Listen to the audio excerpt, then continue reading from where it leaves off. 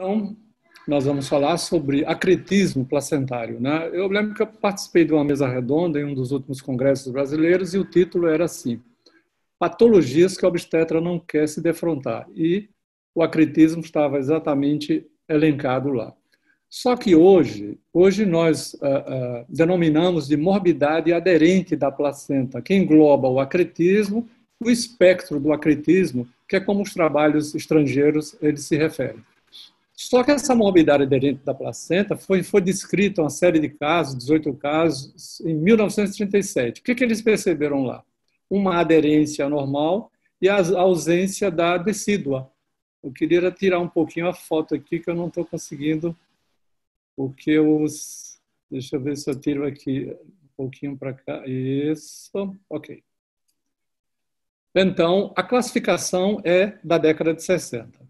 Bom, o que acontece exatamente no acretismo placentário? Nós temos uma lesão endometrial e miometrial. O maior exemplo é cesariana.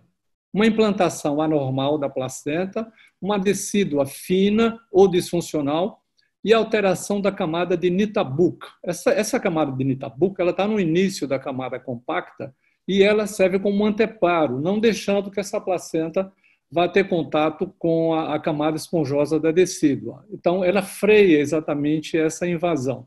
E daí, né, em razão da alteração dessa camada, nós temos a invasão em vários graus.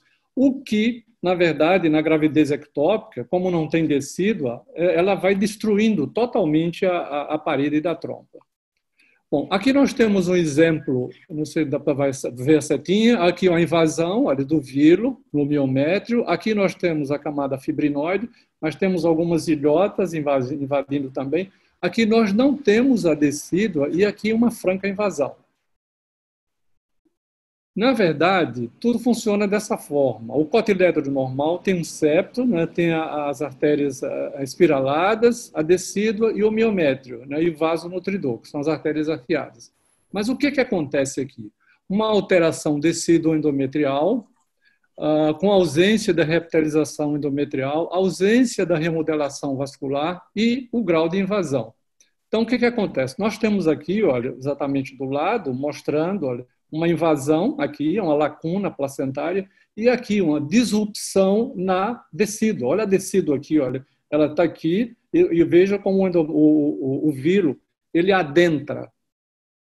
Bom, esse é uma placenta normal, a decídua está aqui, é uma acreta, ela invade a decídua, mas não invade o miométrio, increta o miométrio, percreta quando ela vai para a serosa e para órgãos adjacentes.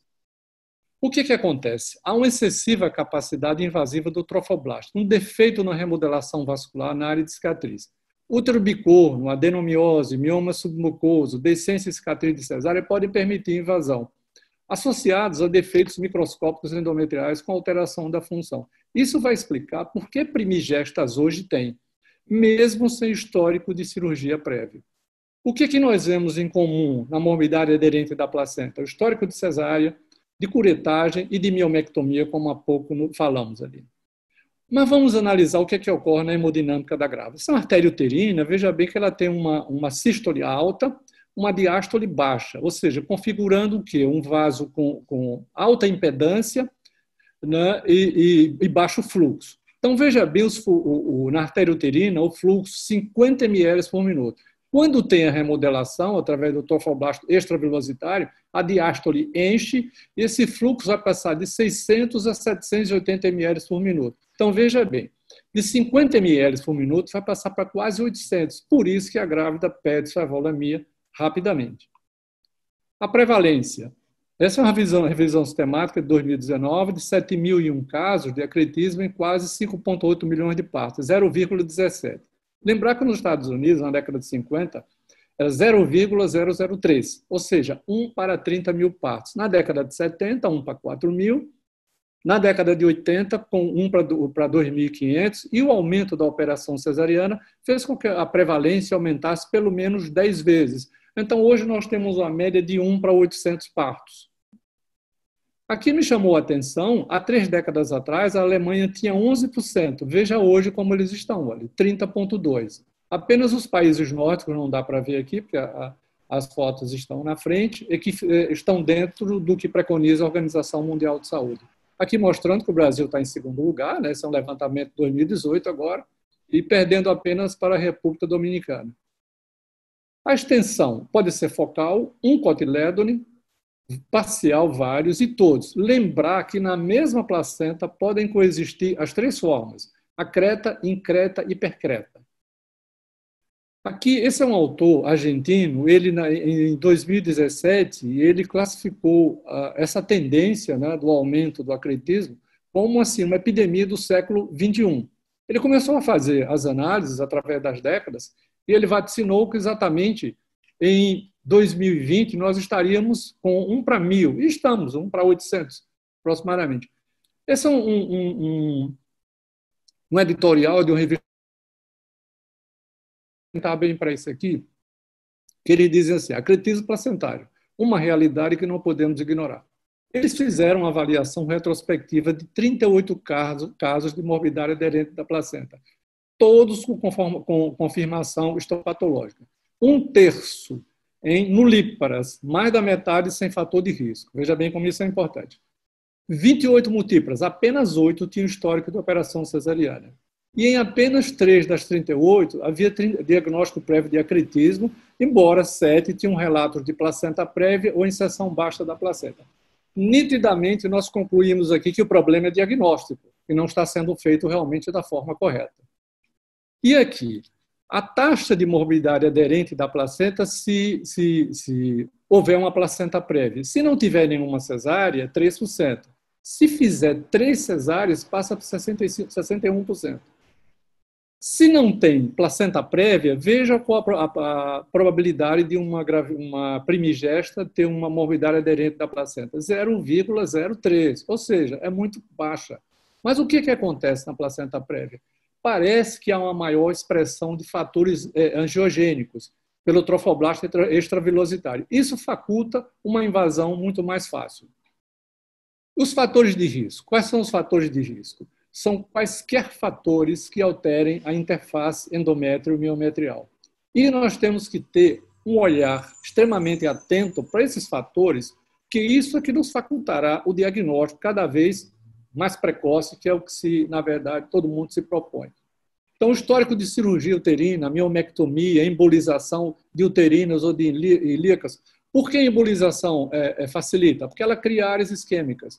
Gravidez ectópica cornual ou em cicatriz de cesárea, a manipulação uterina, a ablação, a cesárea, esse autor, em 1954, ele começou realmente a correlacionar a idade, a multiparidade, a irradiação pélvica, a endometrite pós-parto, fertilização in vitro e essas variantes da anatomia placentária, a sucenturiata e circunvalada. Então, na verdade, placenta prévia com cesárea anterior é o fator mais importante de risco. As consequências, 10% a mortalidade, é muito alta. Perinatal também muito alta. E a maior causa de mortalidade materna no pós-parto é o acretismo placentário. A clínica é um problema, porque se não tiver ultrassonografia, aí você vai se guiando o quê? Pelo histórico de placenta baixa, placenta prévia, cirurgia uterina prévia, e às vezes você tem um abortamento tardio de 22 semanas, e quando vai delivrar, vai tentar, a placenta não sai. E é um acretismo que ninguém suspeitou. A retenção placentária também. Chamando a atenção, sim, do laboratório. Tentou-se a alfa-fetoproteína materna, que realmente não deu bons resultados, mas se você tem uma paciente que tem placenta prévia e tem hematúria, você já começa a pensar em hipercretismo. Qual o grande problema? Que as placentas fúndicas, posteriores não prévias e anteriores, não acontece nada. Por uma razão muito simples. Elas invadiram o miométrio, então elas não descolam.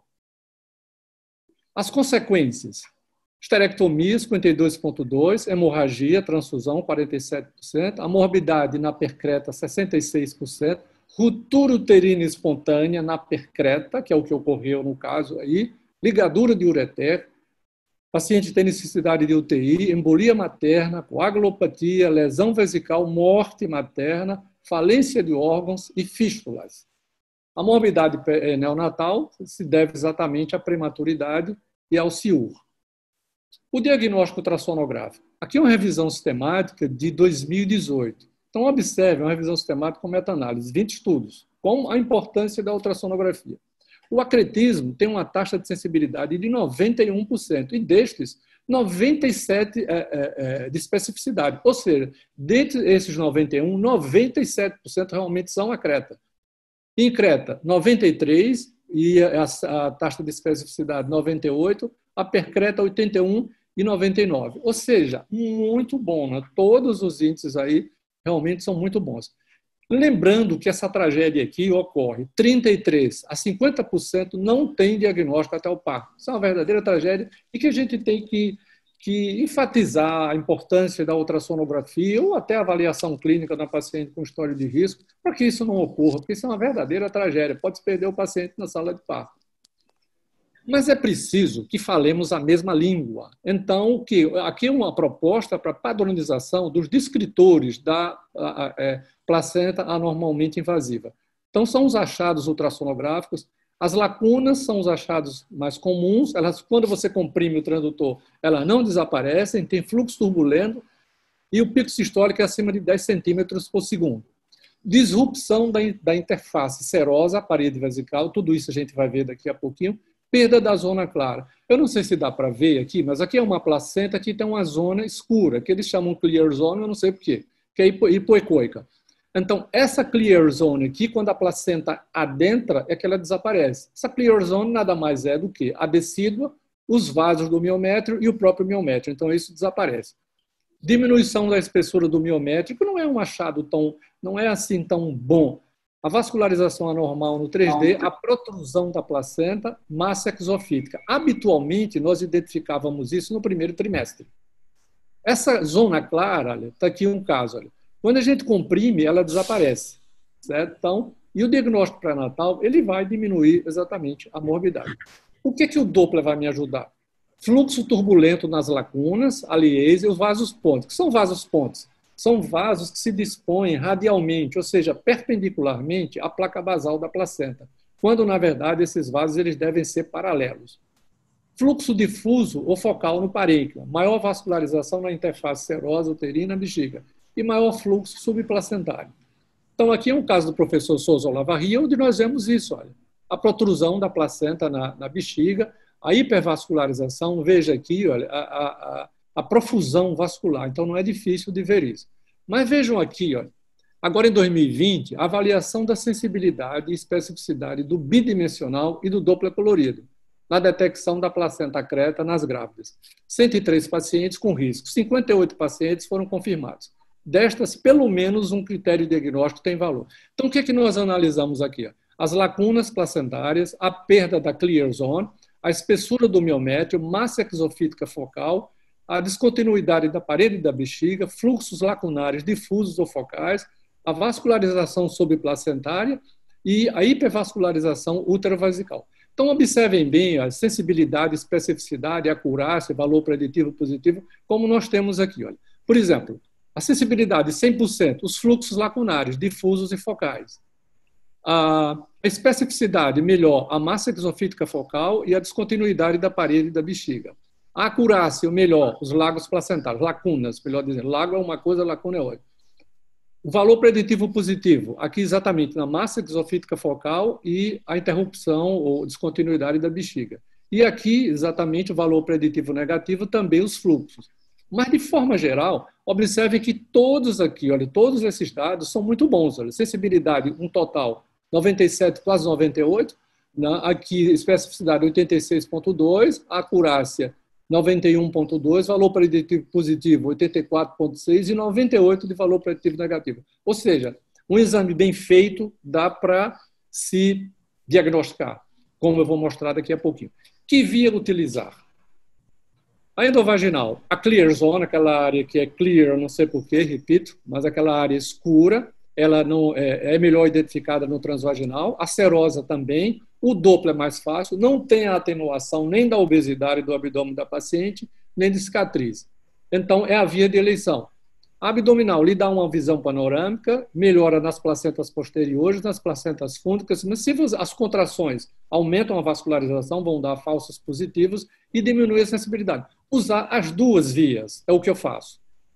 Então, aqui é um caso que a esposa até de colega, eu acompanhei ela, 2 cesáreas anteriores, 42 anos, e ela teve sangramento, essa placenta migrou, mas eu consegui ver aqui, olha, a clear zone. ela aqui, ó, eu consegui ver aqui. Então, eu mapeei o fluxo, não tem nenhum fluxo perpendicular à placa basal, todos paralelos, já fiz o parto dela e delivrei sem nenhuma dificuldade. Veja bem como os aparelhos nos ajudam bastante. Nós vemos a vascularização toda aqui, olha, paralela à placa basal da placenta. Quando nós vamos estudar uma placenta, nós temos a placa corial, ou face fetal, né, a decídua, que está aqui, a placa basal, que está aqui, e a decídua aqui com a musculatura. Essa área que eu falei anterior é que é realmente a chamada clear zone. Isso é quando a placenta invade e desaparece. Você não sabe, na verdade, o que é miométrio, o que é placenta. Então, a gente identifica a placa basal, que é essa aqui, e a clear zone, que é essa aqui. Aqui já é diferente. Nós não conseguimos entender, não sabemos aqui o que é musculatura, o que é miométrio, o que é placenta. Isso é uma placenta creta. Né? Aqui é o caso de uma professora, tem uma lacuna, a vascularização também, e esse é um caso também que eu acompanhei, placenta prévia, só que, olha a clear zone aqui, olha. Então, eu fiz o parto dessa paciente, reservei sangue por segurança, mas não tive nenhuma dificuldade. Diferente daqui, com essa hipervascularização, e daqui, como eu já mostrei há pouco. Esse foi um caso, o doutor Carlos Alberto até que fez o exame, e veja bem, o aspecto de queijo suíço, essa é aquela paciente, o Márcio, que você falou. Então, o aspecto de queijo suíço. Então, veja a protrusão da placenta na bexiga, e a vascularização aqui, olha, e as lacunas, olha. Lagos, uma coisa, lacunas, outra. E eu fui estudar direitinho essa imagem, observe os vasos como são, olha. Olha como eles são. Eles são, na verdade, radiais, perpendiculares à placa basal da placenta. Então, eles invadem totalmente, olha. Então, esse é um caso grave, realmente, e o que ocorre? Como eu relatei antes, né, a percreta pode ter ruptura uterina espontânea, que é o que aconteceu. Essa paciente perdeu a volemia dela em questão de minutos. Olha aqui, olha, quanto o risco de acretismo é proporcional ao número de lacunas. Precisamos de ressonância magnética? Não. O valor preditivo positivo é semelhante à ultrassonografia, a taxa de sensibilidade e especificidade são semelhantes. Eu só vou precisar de ressonância magnética, que é exame de segunda linha, se eu tiver suspeita de percreta, dúvidas no ultrassom, placenta posterior e obesidade. E esse trabalho mostra exatamente isso aqui. Olha. O que ele diz? Que a ultrassonografia permanece como a primeira linha para ser usada como diagnóstico, embora os dois representem duas ferramentas realmente muito boas. Mas nós não precisamos, regra geral, da ressonância magnética. Mas o que eu enfoco exatamente é isso que eu vou mostrar agora. O diagnóstico ele tem que retroagir. Assim como as malformações uterinas, hoje, o equipamento que chegou agora na clínica, ele tem um transdutor que é específico para identificação de malformações no primeiro trimestre. O pessoal não veio ainda fazer a instalação total do aparelho, mas deve vir agora no final de setembro. Em função dessa pandemia toda, mudou tudo. Então, primeiro trimestre, nós temos que ver o saco gestacional no segmento inferior, identificar as lacunas. Cicatriz uterina tem os mesmos riscos no segundo e terceiro trimestre. Eu separei para o meu aniversário. Próximo da cicatriz de cesárea. Olha aqui o que eu coloquei. Através do miométrio. Gravidez em cicatriz de cesárea. A interface placenta-miométrio irregular. E disrupção da interface da parede uterina, serose da bexiga. Tudo isso dá para ver atualmente no primeiro trimestre. Não faço sentido. É o protocolo de 2019, o protocolo do College de Londres. Repare o que eles fazem. Eles identificam aquelas pacientes com risco, cesárea, miomectomia, implantação baixa. E, quando de risco, essas pacientes são avaliadas entre 11 e 13 semanas. Se de risco, eles têm um setor só exatamente para suspeita de acretismo. E veja bem, essas pacientes, então, são encaminhadas para o centro de referência e reavaliadas entre 12 e 16, 20 e 24, 28 e 34. 14 casos entre 12 e 16 semanas com suspeita de morbidade aderente da placenta, 13 foram confirmados, o que dá realmente uma predição e acurácia realmente muito boa e alcançada com ultrassom entre 12 e 16 semanas. Vejam bem, estávamos acostumados a apenas a identificação desses descritores tardiamente. Isso nós não poderíamos fazer nada pelo paciente e grande parte das vezes nós nos defrontávamos exatamente com isso na sala de parto. Embora tenha muito diagnóstico, que, na verdade, quando nós vamos fazer, a gente faz a dequitação sem dificuldade. Então, veja bem, esse é o paciente do primeiro trimestre. Eu fiz agora dia 15 de junho. Olha. Observem essa zona daqui, olha, no primeiro trimestre. Olha. Então, está aqui essa área. Não tem dificuldade. Aqui, veja bem, olha, a contração, ela aumenta a vascularização. Aqui, outro caso do primeiro trimestre também. Os vasos da base da placenta, eles são paralelos. Se eles fossem radiais, isso aqui seria um acretismo placentário. Então, já é possível fazer o diagnóstico no primeiro trimestre. Olha aqui outro caso que eu fiz também no primeiro trimestre. Observe aqui que maravilha essa imagem daqui. Olha os vasos como são, olha. Placa corial, placa basal. Os vasos são paralelos à placa basal. Esse é outro caso que eu também estou acompanhando. Eu fiz a primeira cesárea dessa paciente e ela placenta baixa. Aqui, olha. Então, o que eu vi? Eu vi a clear zone aqui, olha. Aqui. O que eu fiz? Mapeei a vascularização dela, todos os vasos são paralelos. Então, essa paciente vai evoluir realmente sem nenhuma dificuldade. Então, a detecção no primeiro trimestre da anormalidade invasiva da placenta em pacientes de alto risco, uma revisão sistemática e meta-análise. 7 estudos, 551 gestantes de alto risco, pelo menos um sinal foi detectado em 91,4%. A implantação baixa do saco gestacional foi achado mais comum, com cicatriz prévia, 82,4%, lagos venosos, 46%, diminuição da espessura miometrial, 66,8%, e a baixa implantação do saco gestacional aumenta a razão de chance. Então, o que ele diz? Né? Os sinais ultrassonográficos de morbidade aderente da placenta podem estar presentes durante o primeiro trimestre da gestação, até antes de 11 semanas.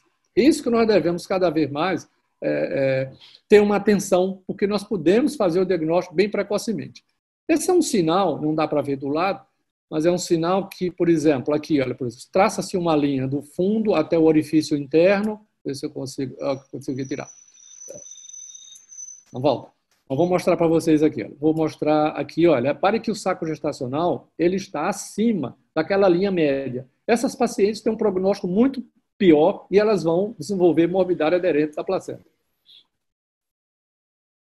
Por que ele não está querendo ir agora? Ah, sim. Esse é um caso da doutora Giovana. A gente tem que mostrar as imagens e reconhecer, né? Então, está aqui uma gravidez em cicatriz de cesárea, me parece que foi resolvido com metotrexato. Um colega me chamou o ano passado, nós injetamos o metotrexato em uma gravidez cervical e ela eliminou sem dificuldade. Acurácia diagnóstica no primeiro trimestre. Veja bem que eu estou enfatizando muito o primeiro trimestre. Para detectar a placenta anormalmente invasiva nas mulheres de risco. Então, um estudo retrospectivo, 188 pacientes com placenta prévia, cesárea e cirurgia uterina, entre 11 e 14 semanas. Todos os sinais correlacionados com morbidade aderente. Desaparecimento da zona clara, a taxa de sensibilidade de 84%. A gente sabe que a taxa de sensibilidade do ultrassom como um todo é 90%. Os lagos placentários, 78%, a interrupção da parede vesical, 81%, e usando os dois sinais, melhoramos a taxa de especificidade. Então, o que ele diz, né? A morbidade aderente da placenta pode ser detectada do primeiro trimestre, na gravidez, em mulheres de risco para essa condição. E o ultrassom realizado entre 11 e 14 semanas da gestação tem, no geral, uma boa acurácia para detectar todos os tipos de morbidade aderente da placenta. Entretanto, esses sinais devem ser pesquisados naquelas pacientes que têm, na verdade, risco, né? Placenta prévia ou cicatriz uterina prévia. Esse é um estudo muito interessante agora de 2020. Aqui em cima não dá para ver, mas é de 2020. Veja bem o que eles fizeram. 187 pacientes com histórico de cesárea, placenta prévia e cirurgia uterina. Eles faziam a relação entre o saco gestacional e a cicatriz uterina. Os exames eram feitos entre 7 e 5 semanas, 2 observadores independentes, estudos prospectivos e retrospectivos. Então, ele queria avaliar se a ultrassonografia do primeiro trimestre pode predizer o grau de acretismo, né? Então, o valor do ultrassom do primeiro trimestre na predição do estágio da morbidade aderente da placenta e resultados cirúrgicos. Então, e se combinando os ultrassons do primeiro, segundo e terceiro trimestre, poderíamos ter uma predição de resultados. Aí, aquele sinal que eu mostrei há pouco, o crossover, ele foi analisado. Esse outro sinal, que é do Trimotrich, é do saco gestacional no nicho, na cicatriz, 94%, e a posição do saco gestacional acima ou abaixo da linha média. Então, o que eles viram? 76,6% dessas pacientes, quando tinha o desfecho, placenta acreta, eles iam ver o exame no início da gestação. Então, eles viram que as pacientes, 76,6% das que tinham o crossover, ou a implantação no nicho da cicatriz 94,4%, e 100% daquelas do sacro gestacional abaixo da linha média, desenvolveram as formas severas da morbidade aderente da placenta. E tiveram resultados também adversos. Então, aqui, olha, esse trabalho ele diz que o ultrassom precoce, a avaliação precoce no primeiro trimestre, naquelas gestações com cesárea prévia, pode predizer confiavelmente o estágio, o grau da morbidade aderente da placenta. E combinando esses sinais, os ultrassons do primeiro, segundo e terceiro trimestres, nós poderemos estratificar o risco cirúrgico das pacientes acometidas por essa alteração placentária. Como diagnosticar na ultrassonografia? Diminuição da espessura do endométrio, a clear zone, as lacunas placentárias, a protrusão da placenta na bexiga, o Doppler turbulento e o aumento da vascularização. Agora vamos ao que interessa para os plantonistas. A conduta. Qual o problema na conduta? É que a conduta nós não temos estudos randomizados. Nós nos baseamos em quê? Recomendações baseadas em relatos de casos, séries de casos, experiência pessoal, opiniões de especialistas. No pré-natal, tem que se fazer um aconselhamento, avisar essa paciente das sequelas, probabilidade de hemorragia, de transfusões, lesões de órgãos, ir para a UTI, esterectomia total e morte materna. Então, correção da anemia, corticoides, anti-DC-RH negativa, atividade sexual, eu acho que deve ser proscrita, provável internação no terceiro trimestre, aquelas pacientes que têm um sangramento, que têm uma atividade uterina ou que morem longe dos grandes centros. Avaliação da vitalidade fetal, como de hábito, e ultrassom sempre feito entre 32 e 34 semanas e planejar o parto. Bom, repetindo aqui, olha, 33% a 50% dos casos sem diagnóstico até o parto. Isso é o consenso da FIGO 2018. Veja como estamos diagnosticando mal. O parto ele deve ser programado, em média, para 36 semanas. Depois de 2016, nós mudamos a forma da administração do corticoide. Antigamente era de 24 a 34, hoje nós podemos dar de 23 a 36 semanas e 6 dias. É o último trabalho de 2016, e não aquilo de até 34 semanas ele não age mais, aquilo acabou. Sim. Então, veja bem, para o planejamento do parto, consentimento informado, discutir as possíveis complicações, ressecção parcial de bexiga, lesão intestinal, fístulas, probabilidade de ir para a UTI, e o mais importante vem aqui, a equipe hoje não é como nós fazíamos antigamente, nós éramos solitários e Deus ajudando todo mundo. Hoje tem que ter o radiologista intervencionista, o obstetra, o urologista, ter banco de sangue e cirurgião geral. Por quê? Ureter, vão para retroperitônio, e nós não temos essa vivência de retroperitônio. Por isso que nós temos que nos cercar realmente de pessoas que tenham, na verdade, uma visão muito mais ampla e uma experiência muito maior do que a nossa nesse aspecto, né? Então, quando nós programamos o parto, na verdade, nós vamos fazer o quê? Uma cesárea e esterectomia. Faz a profilaxia do tromboembolismo com a compressão pneumática, ter sangue derivados. A perda sanguínea pode chegar a 7,8. Tem pacientes que você substitui 2 vezes a volemia dela. A AstraZeneca, que os americanos acham, eu não vejo porquê. Isso aqui é importante. Olha. Catéter vesical de 18 de 3 dias. Por quê? Porque quando vai se dissecar a bexiga, injeta pela outra via e enche a bexiga de soro fisiológico, o que vai facultar ao cirurgião os planos melhores e diminuindo um pouco o risco de lesão de bexiga. E, nesses casos, colocar os estentes ureterais. E aí vem o melhor, o que mais importante que a gente tem feito hoje em dia. A balonização das ilíacas, a embolização da uterina, zoamos. Há uma diminuição da perda sanguínea, não diminuiu a transfusão, porque sangram muito essas pacientes. Os estudos observacionais mostram resultados favoráveis. 55% de complicações. Então, esse é do professor Zugaib, na verdade é transfemoral, o balão que é colocado aqui, isso o radiologista intervencionista, antes, ele é chamado, ele coloca, né? Aqui mostrando, olha, veja bem, olha o catéter aqui, olha, como ele vem, e observe o fluxo aqui, olha. Quando ele infla o balão, olha, quando ele infla aqui o balão, veja bem o fluxo como diminuiu. Aí, você tira o bebê, manda ele faz a esterectomia da paciente, ele insufla o balão, faz a esterectomia, e depois ele desinsufla o balão e você vê se está sangrando ou não. Se parou de sangrar, está resolvido. Como se pode deixar 3, 4 horas depois, que pode ter necessidade de outra invasão, né, vascular, e às vezes pode se deixar também. O que é mais importante aqui? Incisão de Pfannstiel, sim. Tá? Ultrassonografia na sala. Por que ultrassonografia na sala? Porque ela vai orientar o nível da incisão que nós vamos fazer no útero da paciente. Os americanos fazem mediana, discutir com a paciente. Mas o mais importante é isso aqui. Ó. A esterotomia não é como nós fazíamos. Eu e Benjamin pegamos uns 20 anos atrás e entramos placenta, tudo. Foi uma desgraça. A mulher não morreu porque tinha sangue reservado. Então, esterotomia com incidão fugidia, 2 dedos acima da placenta. E no útero vertical. Faz a extração fetal, nunca tentar delivar, porque é um desastre se tentar se mexer nessa placenta. Clampeamento na inserção do cordão. Aí o radiologista insufla o balão. Aí o que nós fazemos? Estrografia com a placenta in situ e vamos para a esterectomia. Poderá ser feita uma esterectomia, uma cesárea, mas esterectomia subtotal. Eu acho que deve fazer total, subtotal só se você tiver inserção fúndica, cesárea mais esterectomia total. E você pode detectar. Pode pensar que é placenta creta e não é. Depois do sangramento, pode retirar os balões. Então, aqui, essa é uma tese de mestrado de um colega de São Paulo, 2017, ele colocando assim, olha, a balonização da ilíaca.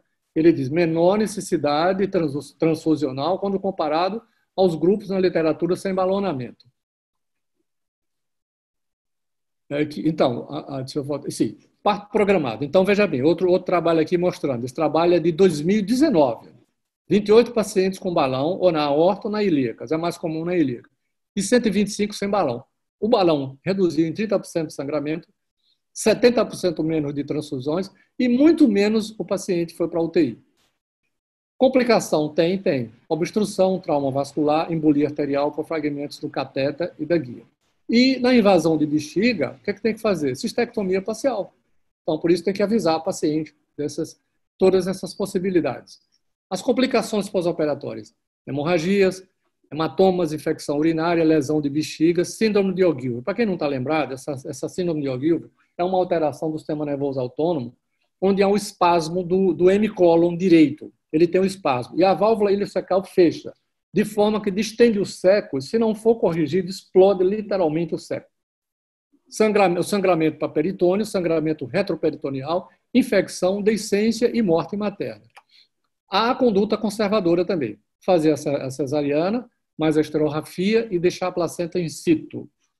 Isso para preservar a fertilidade, isso nas placentas fúndicas ou posteriores, discutir os riscos, infecção, hemorragia, esterectomia total abdominal e morte materna.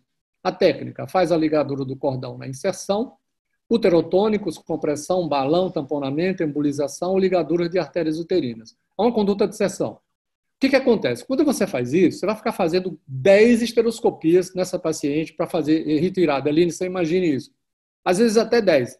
E 20 semanas depois essa paciente não eliminou, porque você se baseia que aquilo vai absorver, vai descamar e você vai fazer ressecção esteroscópica.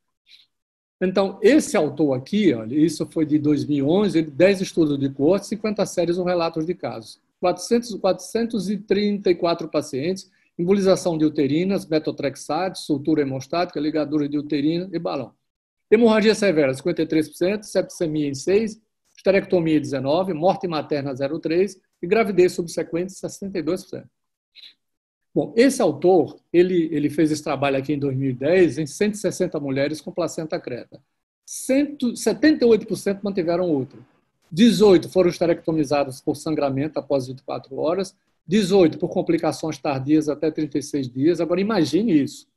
10 mulheres tiveram septicemia, fístulas, necrose uterina, reabsorção placentária, pode durar 13, 20 semanas ou mais. E 25% tem que fazer esteroscopia cirúrgica e curetagens até 20 semanas ou mais. Imagine o útero sempre aumentado de volume e a gente curetado.